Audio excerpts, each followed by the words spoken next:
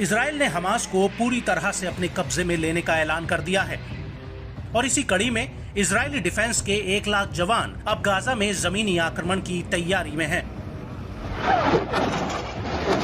वहीं दूसरी तरफ इजरायली सेना के हवाई हमलों से गाजा हर सेकंड में दहल रहा है।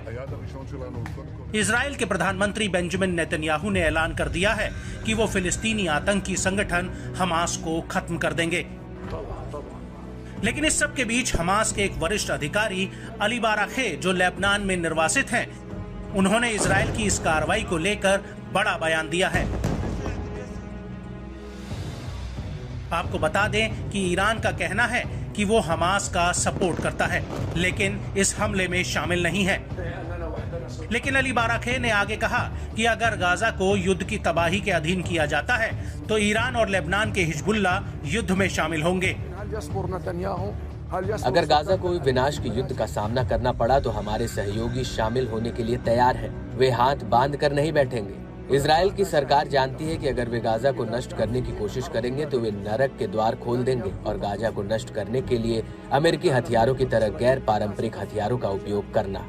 का कहना है कि 7 अक्टूबर 2023 को हमास ने इजराइल में जो घुसपैठ की थी उसकी जानकारी गाजा के भीतर सिर्फ हमास के कुछ टॉप कमांडर्स को थी कि हमास के लड़ाके इतने बड़े लेवल पर इजराइल में हमला करने जा रहे हैं। लेकिन ईरान और लेबनान जैसे हमास के सहयोगियों को इसकी कोई खबर नहीं थी। बाराके ने कहा कि हमास इजराइल और अमेरिका में बंधक अपने लोगों की रिहाई के बदले बंधकों का इस्तेमाल करेगा। अमेरिका में फिलिस्तीनियों को रखा गया है, हम उनकी रिहाई के लिए कहेंगे। ऐसे फिलिस्तीनी हैं जो फिलिस्तीन में प्रतिरोध का समर्थन करने के आरोप में संयुक्त राज्य अमेरिका द्वारा हिरासत में लिया गया था। उन्हें अमेरिका में हिरासत में लिया गया था क्योंकि उन पर समर्थन करने वाले चैरिटी संगठन चलाने का आरोप था। गाजा में लोग घिरे हुए थे और गाजा में अनाथों की मदद करते थे। इसलिए अमेरिका ने इजराइल के अनुरोध के अनुसार इन लोगों को हिरासत में लिया और सजा सुनाई। उन्हें अमेरिका में जीवन की सजा सुनाई गई है। हम उन फिलिस्तीनियों की रिहाई के लिए कहेंगे और उनकी आजादी की मांग करना हमारा अधिकार है।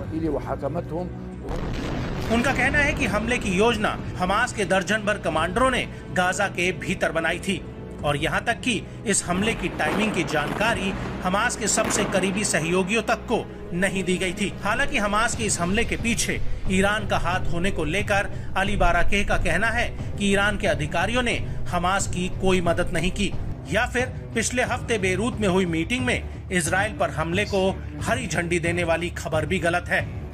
वहीं ईरान के सुप्रीम लीडर अयातुल्ला खामनेई का भी इन आरोपों को लेकर बड़ा बयान आया है, जिसमें उन्होंने इन आरोपों को खारिज किया है। हम चतुर और बुद्धिमान योजनाकारों और बहादुर युवा फिलिस्तीनियों के माथे और बाहों को चूमते हैं। हमें उन पर गर्व है। ये सच है जो लोग कहते हैं कि फिलिस्तीनियों ने जो किया वह गैर फिलिस्तीनियों के कारण हुआ। वे अभी तक फिलिस्तीनी लोगों को नहीं जान पाए हैं। ये फिलिस्तीनियों ने खुद किया था। चतुर योजनाकारों, बहादुर युवाओं और बलिदान कार्यकर्ताओं ने इस जीत को हासिल करने में कामयाबी हासिल की है।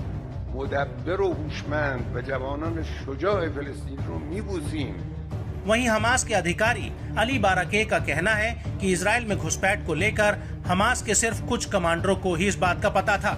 सेंट्रल कमांड और लेबनान में पॉलिटिकल ब्यूरो को इस बात की कोई भनक तक नहीं थी। इसके अलावा अली बाराके का कहना है कि बीते समय में ईरान और लेबनान के हिजबुल्ला ने हमास की मदद की थी, लेकिन साल 2014 के गाजा युद्ध के बाद से हमास खुद अपने रॉकेट्स और लड़ाके तैयार कर रहा है। और सबसे बड़ी बात यह है कि अली बाराके का कहना है कि हमास की इजराइल में एक छोटे लेवल का ऑपरेशन करने की योजना थी। हमास चाहता था कि वो इजरायली बंधकों के बदले फिलिस्तीनी कैदियों को रिहा करा ले, लेकिन हमास को खुद इस बात का एहसास नहीं था कि इजराइल एक बार में संपूर्ण युद्ध का ऐलान करके 3 लाख इजरायली रिजर्व सैनिकों की लामबंदी शुरू कर देगा, जिससे गाजा पर जमीनी हमले का अंदेशा बढ़ जाता है। और इजराइल का कहना है कि वो हमास को ऐसी सजा देगा कि जिससे उसकी आने वाली पीढ़ियां तक याद रखेंगी। अली बाराके का कहना है कि 7 अक्टूबर के हमले में हमास के करीब 2000 लड़ाकों ने हिस्सा लिया था।